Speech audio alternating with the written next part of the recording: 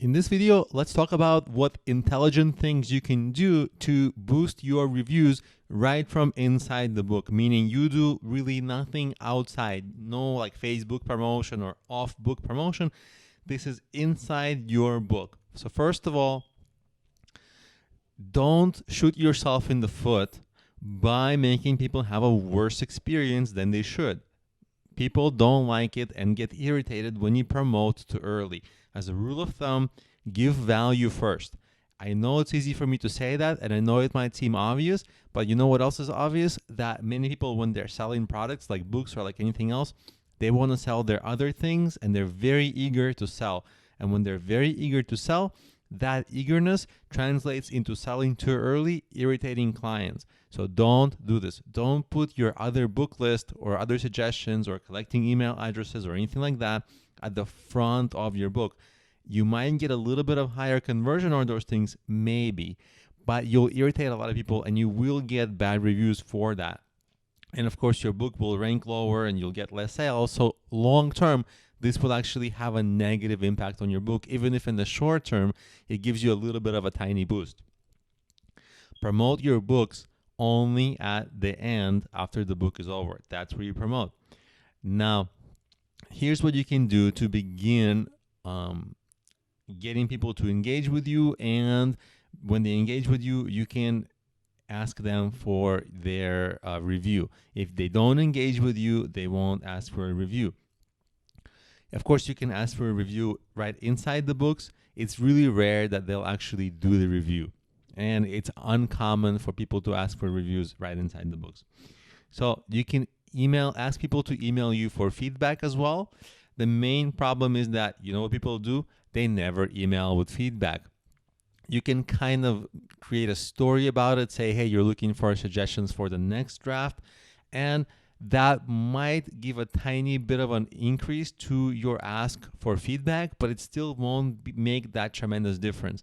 What will make tremendous difference is if you give something for free at the end of the book, not to collect their email addresses, but to genuinely give them something for free of value. For example, a lot of the people who buy my books, I say in the beginning, like, hey, this has extra resources, extra free resources at the end of the book.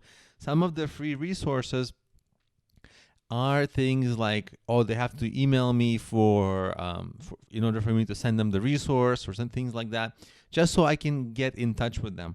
And when I get in touch with them, I provide even more. I say, hey, thanks for getting in touch. Here's your free resource, and I can give you additional things. You know, maybe if you can maybe like leave a review or something like that. And sometimes that works. Now, this is a little bit of a gray area because it's not, you know, you don't want to incentivize reviews, but you can position it. You never ask for leaving a nice review. You just say, leave a review. And you hope that it's nice, of course. But the asking of giving of extra resources, remember the whole idea of the carrot? You gotta give them more of things they want, and then they will take action, and then they'll message you, and then keep offering them free things, and you'll get the review. It might seem like a lot of work for a review, but reviews are like literally a review is like people putting money in your pocket.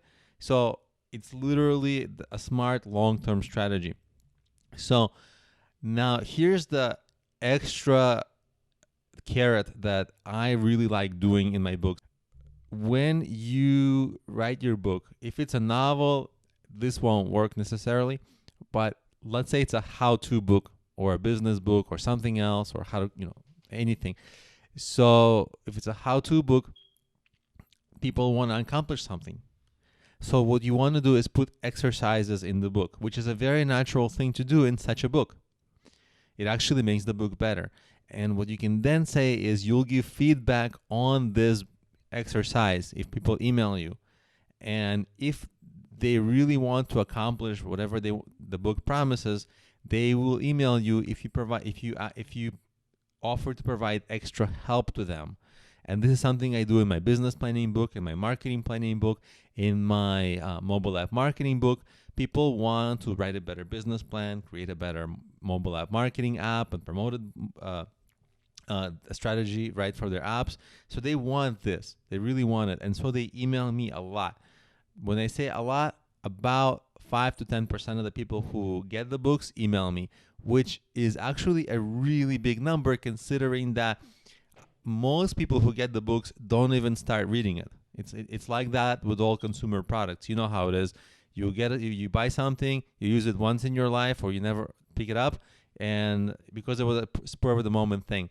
So it's actually a really big conversion rate, even though the number sounds small.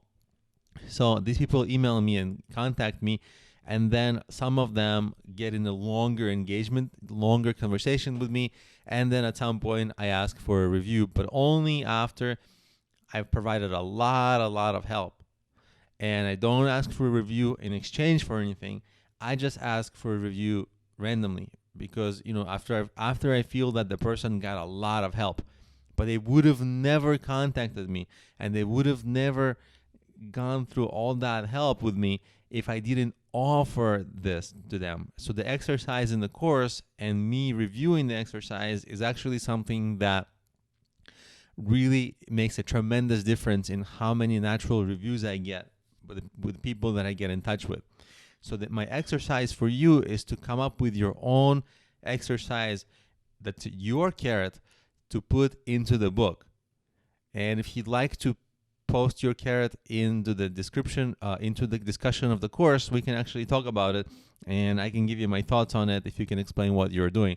So that's your exercise. Come up with your own carrot to put inside the book. You may not want to do this because sometimes you want to preserve the purity of the book, but if you make it interactive, this is actually, people love that. They really like that the author goes the extra mile, and so it's actually something people might like in your book as well. So these are the strategies that I do to get more engagement in my books and get better reviews in my books.